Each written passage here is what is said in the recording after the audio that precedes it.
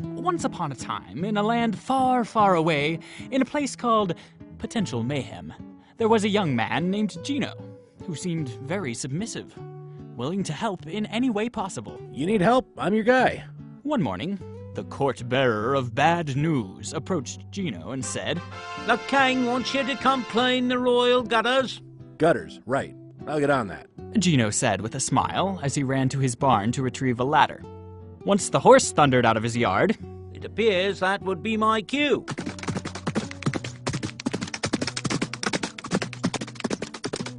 the ladder was abandoned, and Gino sat down for a delightful bowl of fresh frozen peas.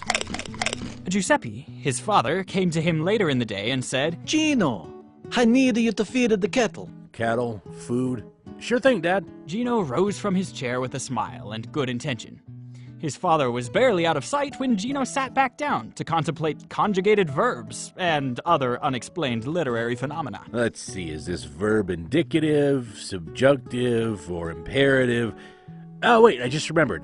I don't care. Gino! Came the call of his mother, Josephine. Yes, Ma? I need you to go to town and trade some of our grapes for a few eggs. You will do this for me? Of course. Gino said, with a hurt look in his eyes, and just the smallest bit of pain in his voice. Doesn't it appear that I am hurt by this question? Wounded, I tell you. Do you hear the pain in my voice? Not sure. It is settled then. It is your sister Corrina's birthday. I need the eggs for the cake. Hurry, hurry. All right. Hey, Ma, watch me go. See my feet moving? Gino chuckled as he walked out of the gate of the Portalini villa.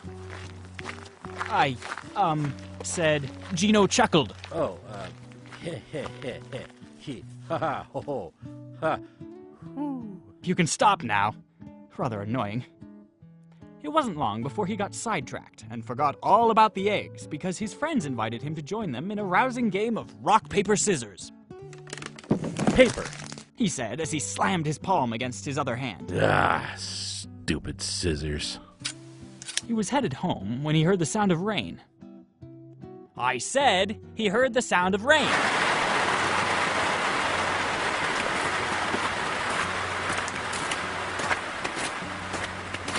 That's better. He raced home as quickly as possible. Where are the eggs? The rain. I couldn't get to town. He lied. Is this true, Gino? I have heard recently that you've lied. Don't believe everything narrators say. What am I gonna tell Corrina? Let me guess. Rock, paper, scissors, and just like that, no cake. So what's new? Mama clucked her tongue and waved her hands in broad, sweeping gestures of frustration.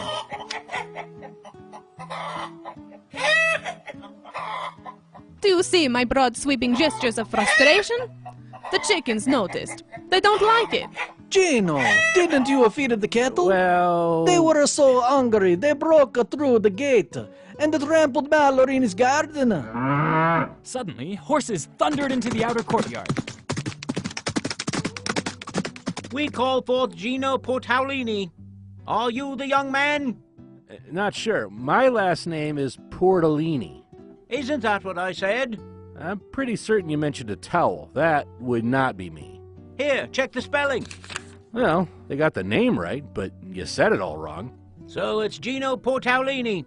Oh, there you go. You said it again. You said towel. Easy mistake, I suppose. Try it again. Portalini. Portalini. Here's an idea. Just relax your mouth and don't say ow this time. Oh, Gino remained quiet as the royal bearer of bad news consulted his bad news parchment. Were you not advised to clean the king's gutters? Gino finally hung his head in a sign of remorse. With today's rain, the king now stands in water in the royal palace because you, Gino Portalini, did not do what you were commanded. Well, looks like I blew it. There was no cake, but there was a broken gate and a flooded palace. Many promises were made and broken. Gino learned a hard lesson, and a very public one. The royal bearer of bad news was heard to say, It's 3 o'clock and all is well except for the recent incident of, Gino Portalini. Yeah, okay. Gino refused to obey the king's command and left the king to look for a shop back.